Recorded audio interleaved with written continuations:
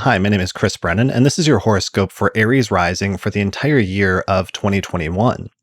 So, this horoscope is primarily for those with Aries rising, but you can also pay attention to it if you have your sun or your moon in Aries as well, although rising sign is preferred.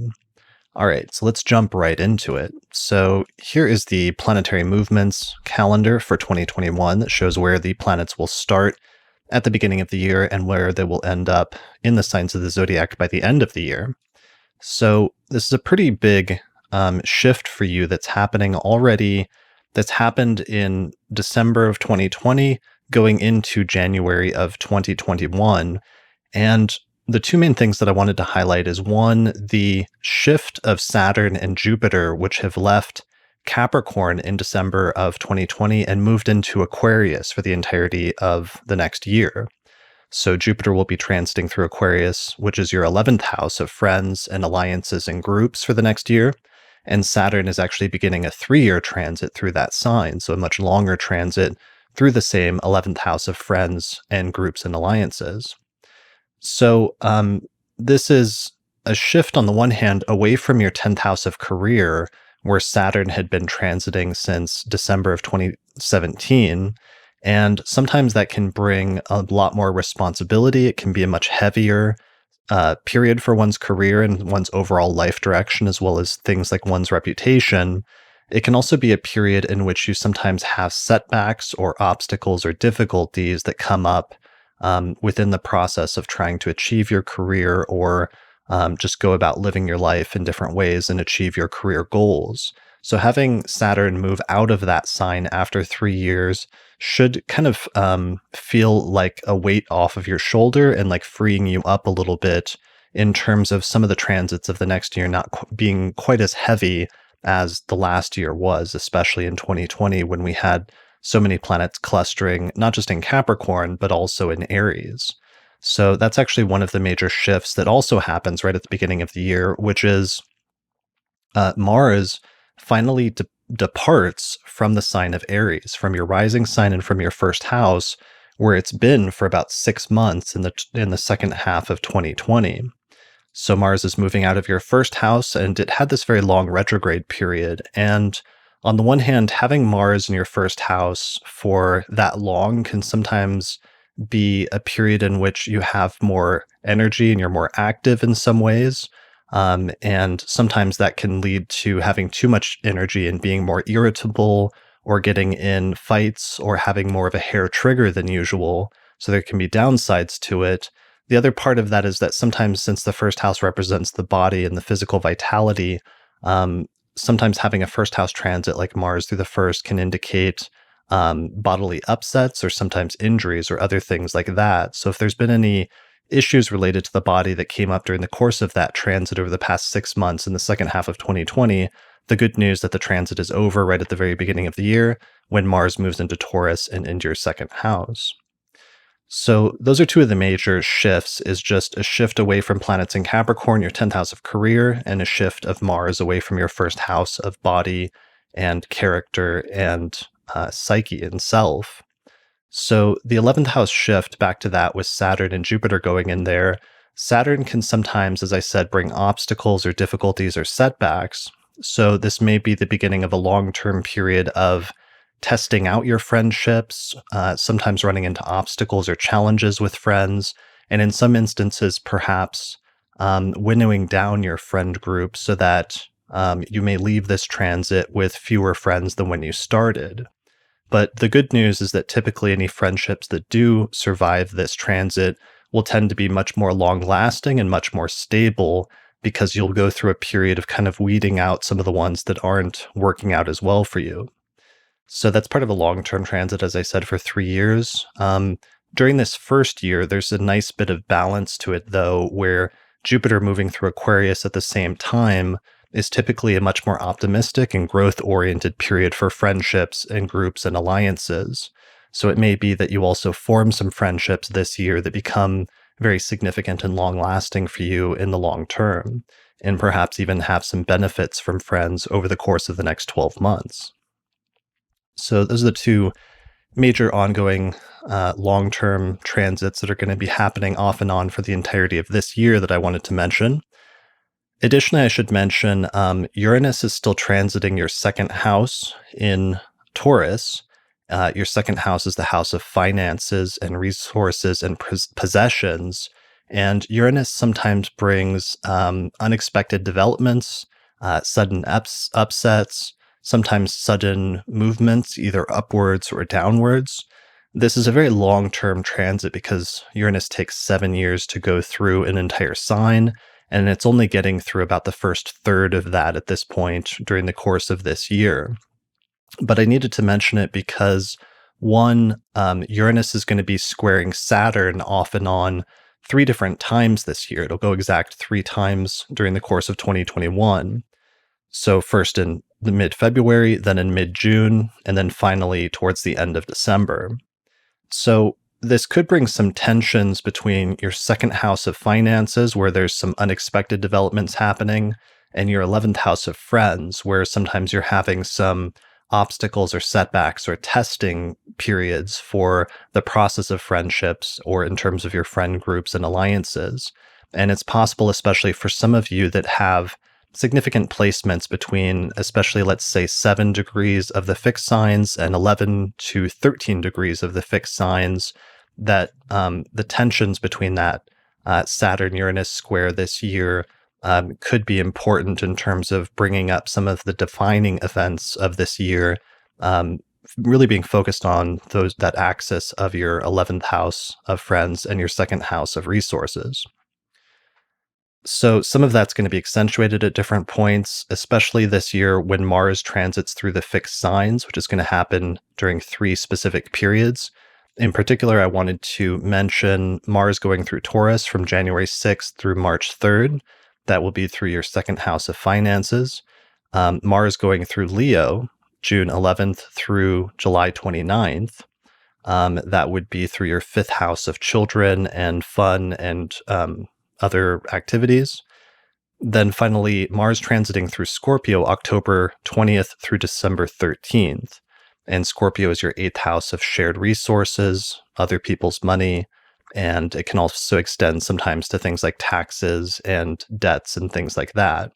So those are some of the tension points this year when, if there are going to be issues that arise, and if you do have personal planets around those degrees, I would expect those to be the sort of critical turning points during the course of that, when Mars sort of swoops in and accentuates the square between Saturn and Uranus.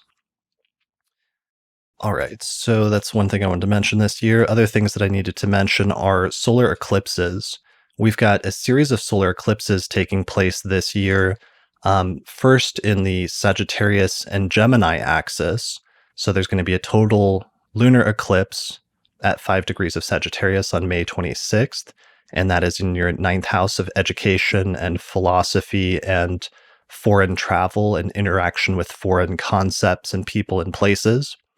Then there's a solar eclipse that's going to take place in June in your 3rd house of communication, of learning, short distance travel, siblings and other extended relatives, and just communication in general. So that seems to activate or seems to emphasize this bouncing back and forth of eclipses that's taking place that started last year in 2020, but that will continue this year in having a series of, you might call them great beginnings and great endings when it comes to especially the dynamic of learning versus communicating, and the way that you synthesize those two things in your life. And you may start taking up new learning projects, as well as bringing to completion some learning projects during this time.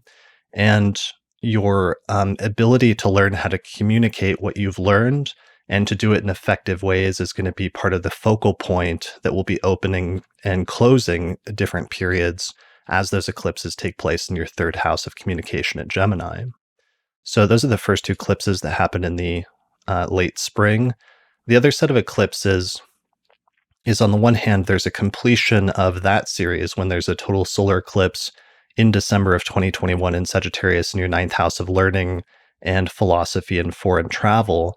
But there's also the beginning of a new eclipse series when there's a partial lunar eclipse in Taurus on November 19th.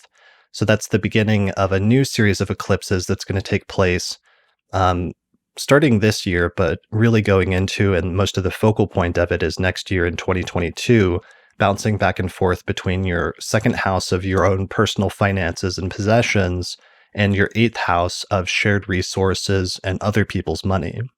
So it starts first with this lunar eclipse in Taurus in your second house, which is going to emphasize or indicate some sort of culmination of events with respect to money and finances in your life, or opening up a period that will occur in sort of 6-month increments where money and personal possessions becomes more of a focal point for you, and you have many great beginnings and great endings in that area of your life.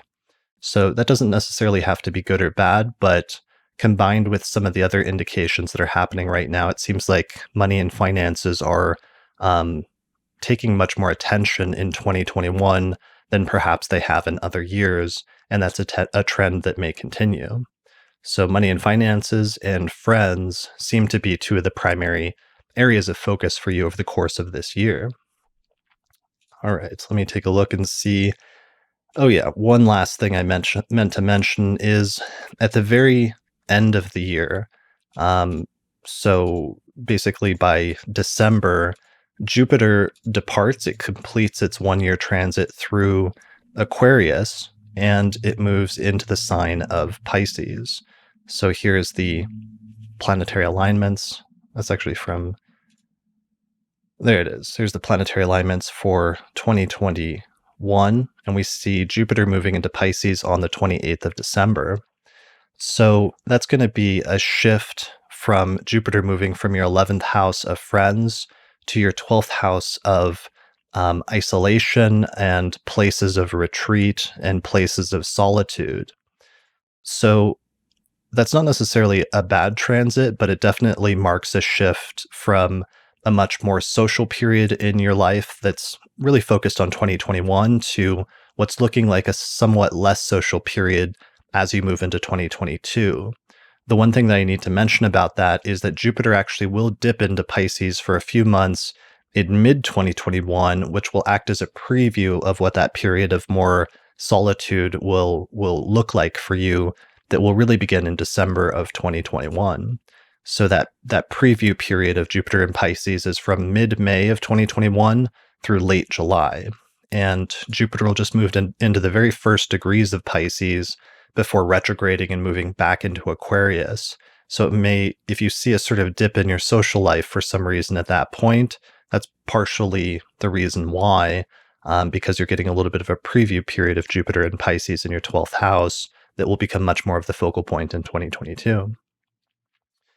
All right, I think that is it in terms of the major things that I wanted to let you know about. That's just sort of a bird's eye view or a broad overview of some of the major transits for this year. Be sure to check out the Astrology Podcast full year ahead forecast, which goes into some of the long-term transits in a little bit more detail. And good luck in 2021, and I'll see you again in 2022 for your horoscope for next year. All right, good luck. Many of the images and calendars that were used in this episode are now available as posters on the astrologypodcast.com website. This includes our 2021 Planetary Alignments calendar, which shows all of the ingresses and retrogrades and lunations this year, the Planetary Movements calendar, which shows how far through the signs of the zodiac each of the planets will get during the course of 2021, and also other posters that we have, like our significations of the 12 houses poster, so that you can personalize and understand how each of these transits relates to your own birth chart. We also recently released our 2021 Auspicious Elections Full Year Ahead Electional Astrology Report, where Lisa Scheim and I went through each of the next 12 months and we picked out one lucky date, which would be good for launching new ventures and undertakings using the principles of electional astrology. So you can find out more about that report at chrisbrennanastrologer.com. Thanks to all the patrons that supported the production of this episode of the podcast through our page on Patreon.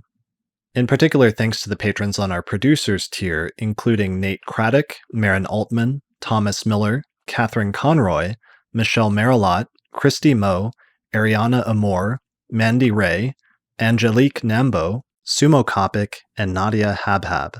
For more information about how to become a patron or have your name listed in the credits, please visit patreon.com/astrologypodcast. Also, special thanks to our sponsors, including the Northwest Astrological Conference, which is happening online May 27th through the 31st, 2021. Find out more information at norwac.net. The Mountain Astrologer magazine, which you can find out more information about at mountainastrologer.com. The ISAR Astrology Conference happening August 18th through the 22nd, 2021. More information at isar2020.org. The Honeycomb Collective Personal Astrological Almanacs, which you can find out more information about at honeycomb.co. Also, the Portland School of Astrology, more information at portlandastrology.org. The Astrogold Astrology app, available for both iPhone and Android, available at astrogold.io. And finally, the primary software program that we use on episodes of the Astrology podcast is called Solarfire Astrology Software, which is available at alabe.com, and you can get a 15% discount with the promo code AP15.